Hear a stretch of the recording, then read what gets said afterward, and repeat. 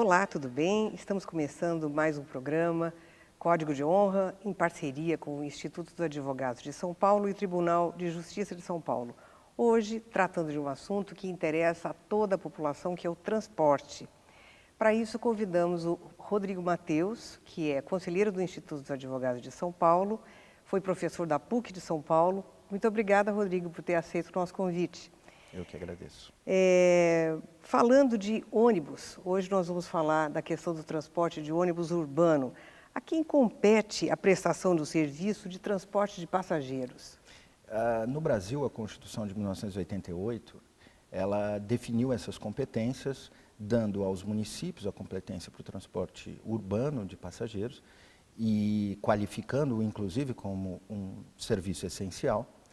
Para os estados, o transporte intermunicipal, ou seja, entre os municípios, e para a União, o transporte interestadual e internacional de passageiros.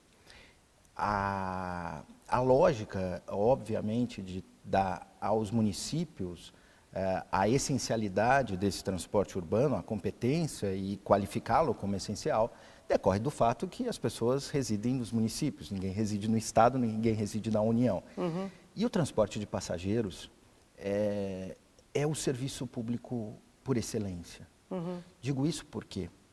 Porque os deslocamentos da população, para que possam usufruir de qualquer outro serviço público, qualquer outra atividade, depende deste serviço num país. Do deslocamento. Exatamente. Claro. Então, a pessoa, para chegar ao hospital, a chegar à escola, ao trabalho, ela vai, obviamente, fazer o uso do transporte. Daí a importância dessa atividade, a importância desse serviço e a importância de debatermos para que possamos efetivamente ter cada vez mais um serviço que possa atender a população, atender com qualidade e, obviamente, levando-se em conta que nós vivemos num país que tem dificuldades econômicas. A população, em geral, é uma população que tem rendimentos parcos e, então, depende aí desse transporte para o seu dia a dia.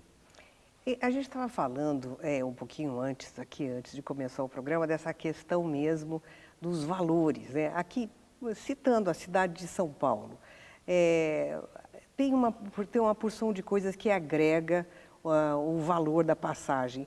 Você pode nos explicar melhor como é que funciona essa questão? Claro, mas para isso nós precisamos entender como eu vou fazer a prestação desse serviço. Isso. Como o serviço é de titularidade do município, no caso de São Paulo, e de resto como de qualquer outro município, o transporte é uma atividade qualificada como serviço público, portanto, ela tem que ser prestada pelo próprio ente público, ou seja, pelos municípios.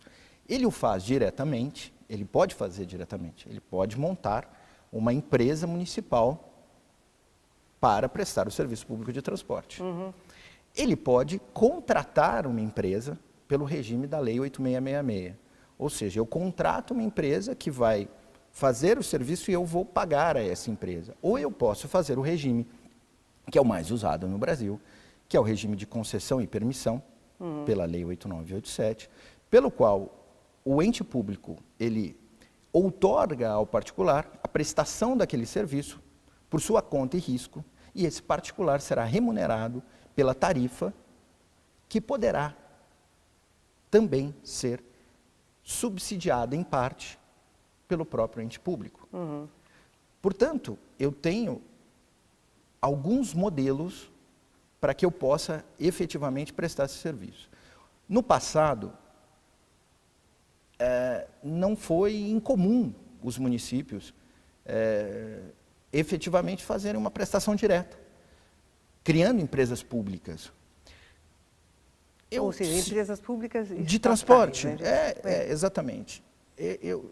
A história mostrou que esse modelo é um modelo fracassado. É um modelo fracassado, é um modelo que ele acaba se deteriorando e acaba sendo custoso pelo fato de que não compete ao Estado, em sentido lato, a prestação de uma atividade econômica. Porque, em que Exatamente, pese claro. seja um serviço público, não nos esqueçamos que é um serviço público, mas é uma atividade econômica. Sim, E, importantíssima. exatamente, mas é uma atividade econômica. Sim. Quando eu passo isso ao particular, o particular trabalha com fatores, por exemplo, como escala, que vai fazer com que esse custo possa baixar. Então, efetivamente, me parece que o modelo mais apropriado é, de fato, o modelo de concessão, que de resto tem sido aplicado no mundo inteiro. A questão é, eu preciso de planejamento, eu preciso fazer uma concessão que leve em conta um serviço que seja eficiente, que atenda aos princípios de modernização, regularidade, mas que também trabalhe com a modicidade tarifária. Essa questão da modicidade tarifária é importantíssima. Eu gostaria que você nos explicasse melhor como é que ela funciona. Este é um grande desafio do Brasil, porque eu tenho a necessidade de ter um bom serviço, ao mesmo tempo em que eu tenho que trabalhar com a nossa realidade social de uma população que tem recursos econômicos mais restritos. Ao longo dos últimos 20 anos, um pouco mais do que isso, o número de usuários do transporte urbano caiu quase 40%. Nesse mesmo período, a população aumentou em 40 milhões. E o que você atribui como é que a gente chamaria isso? Essa diminuição de usuários do transporte. Transporte legal, migração para outros modais, transporte individual.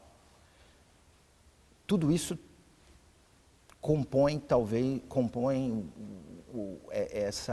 esses fatores que levaram a essa diminuição do número de usuários. Quer dizer, no transporte ilegal, você está colocando aí as peruas, esses outros coletivos aí, exatamente, que foge dessa... E que aí, obviamente, esses fatores é que nos levam a ter que fazer uma reflexão ainda mais acurada do problema da modicidade tarifária. Não nos esqueçamos que uns anos atrás nós tivemos movimentos sociais intensos aqui na cidade de São Paulo, quando houve aí o reajuste tarifário. Os 20 centavos famosos, exatamente, né? Exatamente.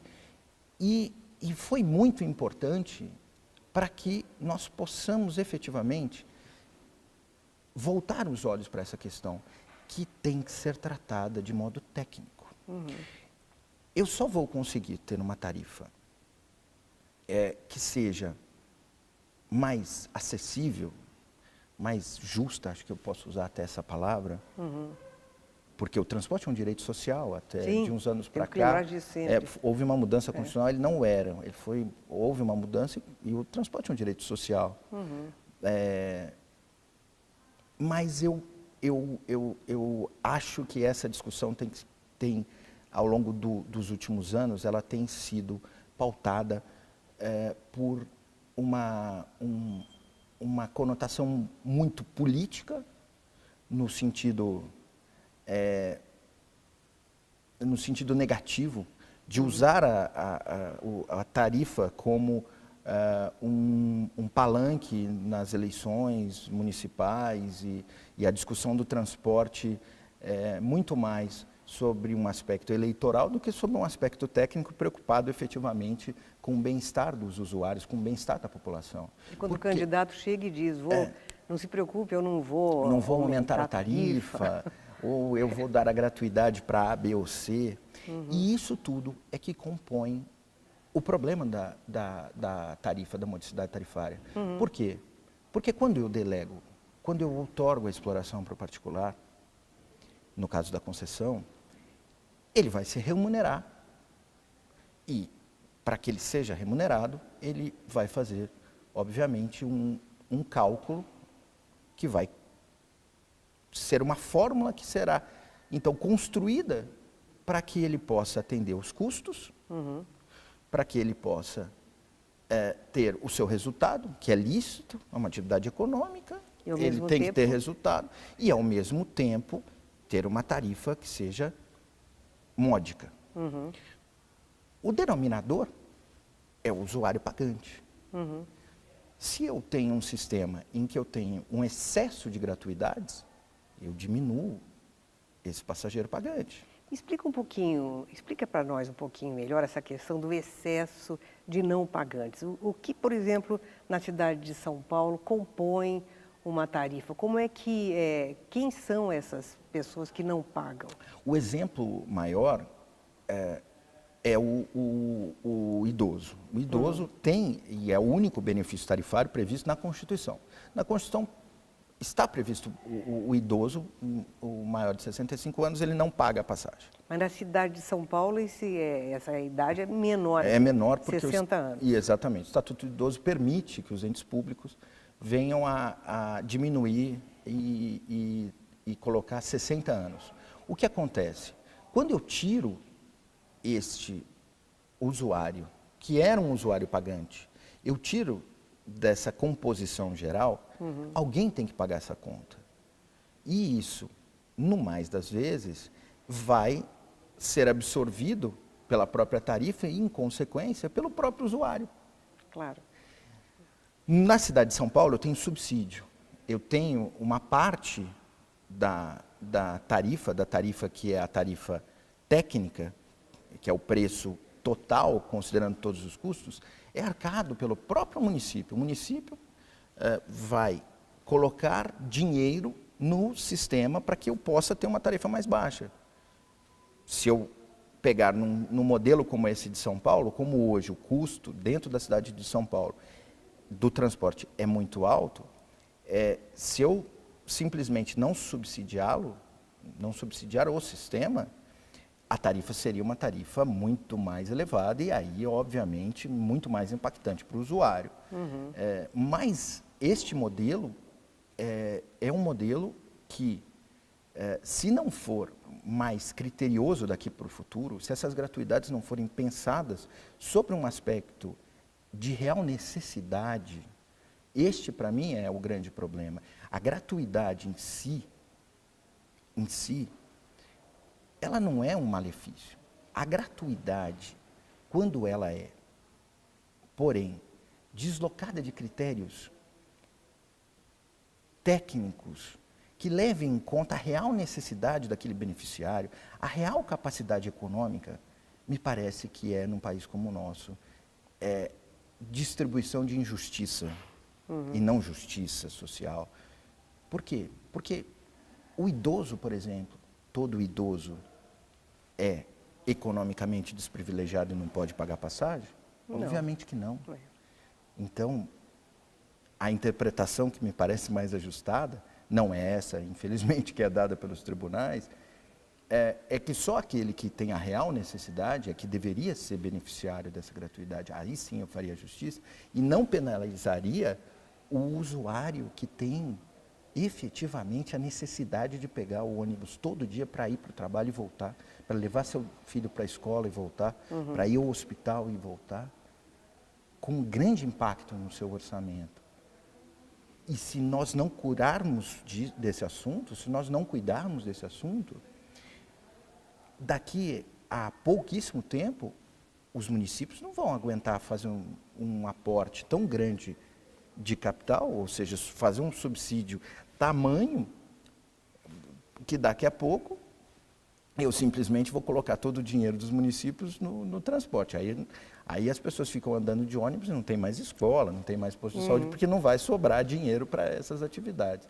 Esse é um desafio muito grande, mas é um desafio que eu volto a dizer, nós precisamos trabalhar isso com critério, com técnica, desprovido de sentimentos, de interesses meramente políticos, de grupos, não é isso. Se fizermos dessa forma, fatalmente, nós não chegaremos em bom lugar, com certeza. Rodrigo, nós precisamos fazer um pequeno intervalo, já voltamos.